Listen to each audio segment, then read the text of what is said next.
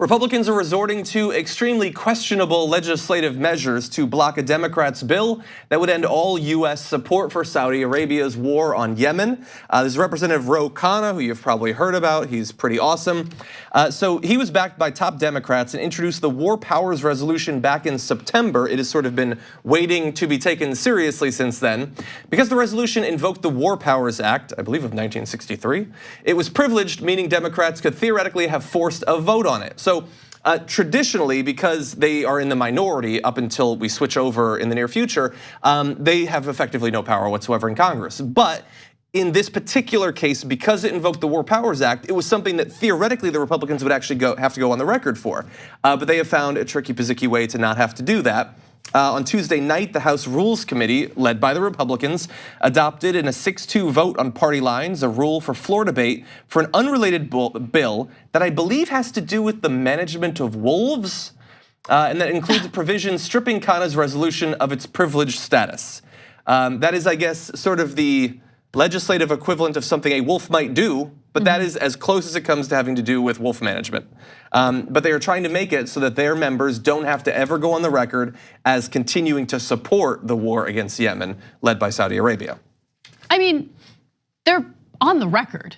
I mean, this action puts them on the record. Sure, this was a tricky way of not having to deal with the resolution proposed by Ro Khanna, but they are in a way dealing with the resolution proposed by Ro Khanna. I mean, it's very clear what they want to do, and their leader, Donald Trump, has made it very clear that he wants to continue working with the Saudis, even though there is evidence indicating that the Saudi royal prince went after a journalist who was living here in the United States, writing for the Washington Post. They murdered him and dismembered his body. And Trump did not care, because what was more important to him was the type of business relationship that we have with Saudi Arabia, the types of weapons that we're able to sell to them.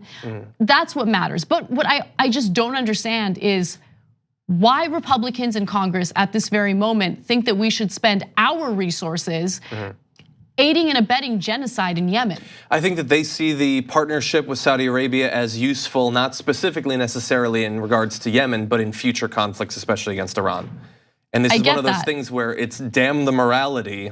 We believe this will help us in the future. But just for anyone who would make that argument, and I do agree with you that that's what Republicans are thinking. They're thinking ahead, they're thinking about how they can utilize their relationship with Saudi Arabia.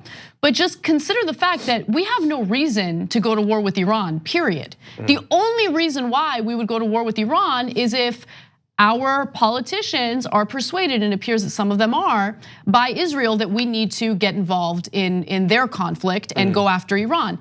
Iran had a nuclear deal, that the United States had signed on to under the Obama administration that had, checks to ensure that they weren't developing their nuclear weapons. And Trump came in and scrapped it. He pulled out of it. So there was really no reason for us to escalate any type of conflict with Iran, but the Trump administration has pushed for it. Republicans have been pushing for it. And at the end of the day, it appears that Benjamin Netanyahu gets to decide what US taxpayers spend their precious resources on.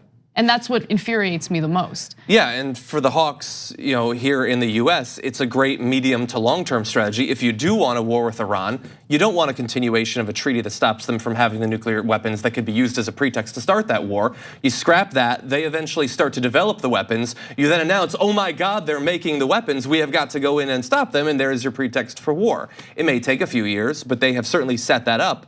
And so if they are allowed to continue in power, expect that that is a strategy that will play out eventually. Now, one of the reasons I think that they tried to stop the measure in the way that they did is it's designed to minimize the chance that the media will actually cover it. And for the most part, that is what would have happened. Now, thankfully, in this case, there's TYT. Also, I will give credit to The Hill for writing it up. Although The Hill also published what I consider to be one of the most condescending op-eds attacking Alexandria Ocasio-Cortez today. They say it's not their opinion, but there's like multiple articles in one day attacking her, which seems a bit weird. That's not a coincidence. But anyway, they did write this up, and that's good. And so I also want to give Ro Khanna a chance to respond, which he did on Twitter, saying the Republicans tomorrow are trying to bury my Yemen War Powers Resolution in a rule that would prevent an up or down vote. This is unprecedented and would undermine the very purpose of the War Powers Act. Anyone who cares about Article 1 of the Constitution should be outraged. And I mean, look, if you if you want to have a nerdy weekend, take a look at the history of the creation of the War Powers Act and how it's actually been invoked since then. And it is interesting that in many cases historically over the past half century, Congress has tried to reassert its influence in terms of foreign policy, in terms of starting a conflict. It is rare that they so willingly abdicate that. And even in this case, where some Republicans want you to think that they oppose this conflict in Yemen, they don't want to actually have to say anything. They don't want to be on the record, and so they scrap things like this that Ro Khanna is leading. And there's some good senators on the Democratic side as well when it comes to this, and that's what you get. Now, in terms of our actual involvement, there have been updates. On Friday night, I believe of last week, the Trump administration announced that the US military would no longer provide aerial refueling for Saudi coalition planes. The Pentagon and Riyadh framed the announcement as a Saudi decision, saying they now have the capability to refuel their own planes. It is possible that that's the actual explanation, that they don't need us anymore, which means that I don't think we should get much credit for not doing it if the only reason we're not doing it is that they don't need it. But it's also possible that that was one of the most criticized ways that we have been involved in this conflict. Yeah, and just know that we've been involved in multiple ways. So helping them with fuel was one way, and maybe that got the most attention, which I find absurd. It's the most visible way. It's literally our planes. That's true. It's the most tangible thing that you can point to. But I would argue that one of the more important components of our assistance in this genocide in Yemen is what we're providing in terms of intelligence, what we're providing in terms of weaponry. Intelligence, the arms sales that we've already done, the arms sales that we will do. Right. So to some extent, saying, hey, we're not doing the refueling. Like if you're worried about Yemen, we're totally backed off. Don't even worry about it anymore, except for all the ways that we did. And we also will continue to provide diplomatic cover in the UN and in these other organizations for Saudi Arabia. We're not going to actually put pressure on them to stop it. We're just going to slightly take our finger off the trigger a little bit. Barely. While you're still looking. Barely, exactly, while we're still looking. And I want to thank everyone who's watching and supporting this show, because we are, as far as I've seen, one of the only broadcasts that have actually covered this, who have actually cared to look into what's going into Yemen. And we wouldn't be able to do it without your support, so thank you for that. But more importantly, understand what happened with Khashoggi, the Washington Post journalist who was murdered by the Saudis.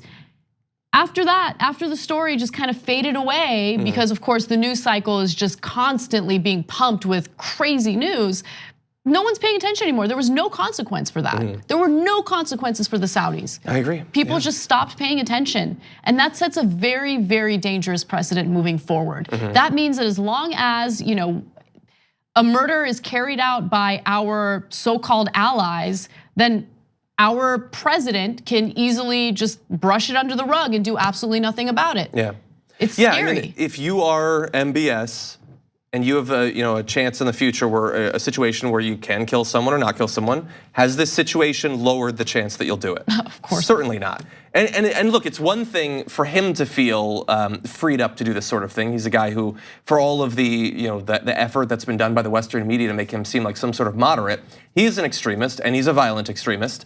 It's not just him; it's other dictators as well. I mean, Duterte is definitely watching this and thinking, well, I've got some pesky newspapers in my area as well. Like Vladimir Putin, he constantly poisons people to begin with. He is certainly going to feel freed up as well. I mean, the combination of the no consequences effectively for the Skripal poisonings, not to mention the killing of the journalists and the domestic political dissidents in Russia, but certainly now we have made clear that if we have any sort of deals with you, if we have or want some sort of alliance with you, we don't want to risk any of that by actually pushing for our values abroad. Right. Yeah. And it's just we're living in dark times, really, and I'm scared for people out there who want to do real journalism. I mean, we've already seen, the type of consequences people have in the United States if they dare to challenge Trump during one of his press conferences. But we have multiple situations now in which journalists have been targeted and murdered, and nothing has been done. Nothing has been done to make those people pay the consequences for their actions. Nothing's been done to protect journalists in the future. Yeah, the bombing in Europe as well. I mean, people looking into corruption. If you're in a corrupt society and you are doing actual investigative journalism, that is perhaps one of the bravest things you could be doing right now. The TYT Plus app is now available on iOS and Android. Download to get more TYT content at tyt.com/app.